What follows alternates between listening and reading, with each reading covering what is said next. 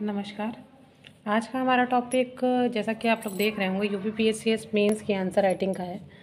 जैसा कि मैंने पहले बताया था कि अगर आप लोगों ने इसको सब्सक्राइब नहीं किया तो सब्सक्राइब कर लें। जो भी देख रहा है इस चैनल को सब्सक्राइब करें और ज़्यादा से ज़्यादा लोगों तक पहुँचाइए, ताकि ये जो आंसर राइटिंग का पैटर्न है जो कि बड़ी बड़ी कोचिंगों में जैसे बताया जाता है, तो उसके लिए बहुत सारी फ़ीस अदा करनी पड़ती है। तो ये एक प्लेटफॉर्म है ऐसा कि आप इजीली इसको कर सकते हैं। आंसर राइटिंग अपने अपने ही शब्दों में जो भी लिखना चाहते हैं, हिंदी माध्यम से है या अंग्रेजी माध्यम से है, तो आप इजीली कर सकते हैं।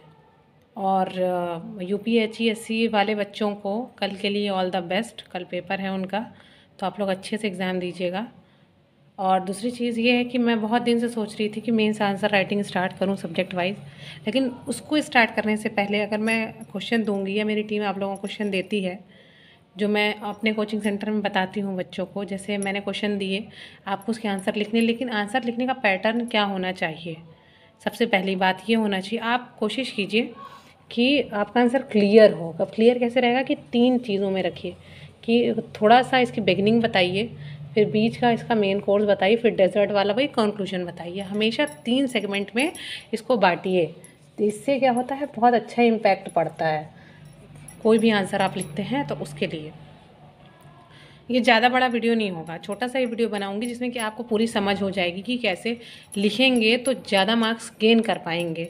और आराम से आप अगर इस तरीक़ों को फॉलो कर लेते हैं आप, तो बहुत, ये पूरी गारंटी मैं लेती हूँ कि आपको पूरे मार्क्स मिलेंगे। ठीक है, तो क्लियर होना चाहिए, neat and clean. Hand writing बहुत सुंदर होने की ज़रूरत नहीं है, आपको एक ही पेन से लिखना है, ब्लैक से लिख रहे हैं ब्लैक से लिखिए, ब्लू से लिख रहे हैं ब्लू से लिखिए, लेकिन नीट एंड क्लीन होना चाहिए। अब ये नहीं कि उसमें ऐसे ऐसे आप करके काटे दे रहे हैं, तो ये सब मत करिएगा। काटना है तो एक लाइन में काटिए, और पहले उत्तर का जब जो भी क्वेश्चन का चुनाव करिए कि जिसका उत्तर आपको स्टार्टिंग में आता हो।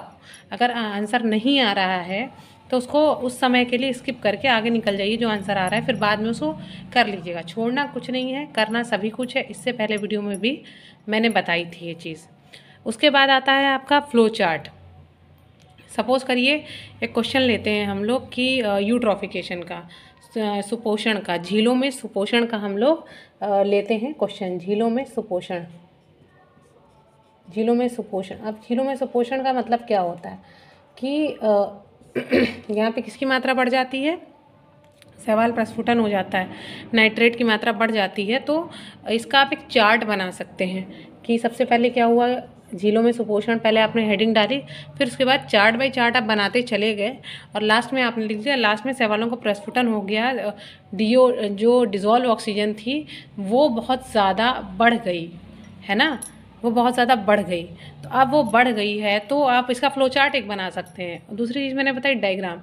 डायग्राम में हम लोग एक एग्जांपल लेते हैं पंचायतन शैली का, मंदिर की पंचायतन शैली का। मान लीजिए क्वेश्चन पूछता है ये कि पंचायतन शैली से आप क्या समझते हैं कि किससे संबंधित है। ये फिलहाल मंदिर निर्माण से संबंधित है। मंदिर निर्माण में जैसे बीच में क्या होता था, बीच में एक मंदिर बना होता था, इसके चारों ओर एक छोटे छोटे मंदिर बने होते थे। तो ये बीच वाला जो मंदिर होता था, जो उसका मेन पॉइंट होता था, उसको गर्भगृह कहते हैं। और जो चारों तरफ बने हुए हैं इसके, ये अलग अलग देवी देवताओं के मंदिर बने।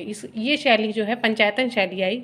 आपको मंदिर की शैलियाँ नहीं पता हैं तो अगर आप हमारे कोर्स को ज्वाइन करते हैं तो पूरा आपको आर्ट एंड कल्चर में पढ़ने को मिलेंगी ये सारी चीज़ें।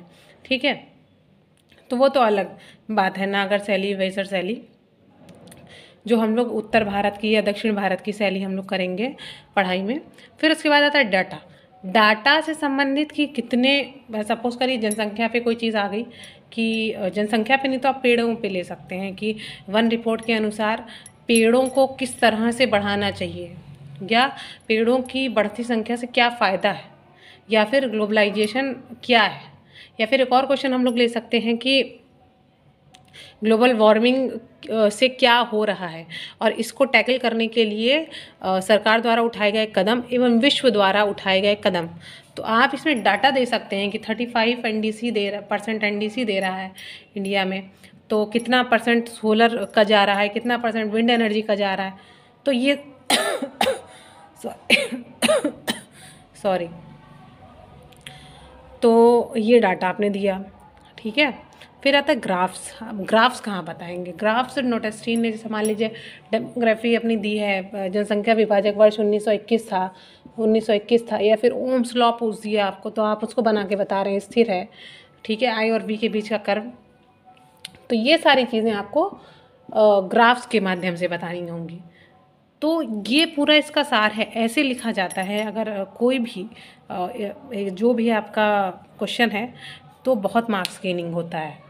एग्जामिनर को देखिए मेन ये देखना है कि कैसे बच्चा परफॉर्म कर रहा है। देखिए आंसर सबको आता है, अगर आप इतनी कड़ी पढ़ाई करके वहाँ तक पहुँचे हैं ना, तो लिखने का तरीका आपका मेन फोकस होता है।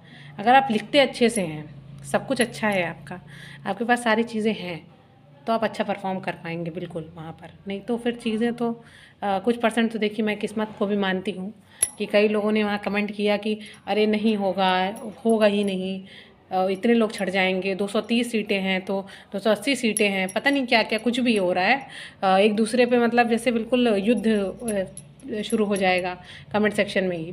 तो सिर्फ इतना कहना है, ईश्वर सबसे बड़ा है, सबसे बड़ा वही है। अगर आपका होना है, नहीं है, आप बहुत दूर है बाउंड्री लाइन, हो जाएगा। इसीलिए कह रही हूँ मेंस की तैयारी शुरू रखिए, और कोई भी मदद चाहिए तो कमेंट सेक्शन में लिखिए यहाँ पर, और चैनल को सब्सक्राइब करिए। और तब तक के लिए धन्यवाद, नमस्कार।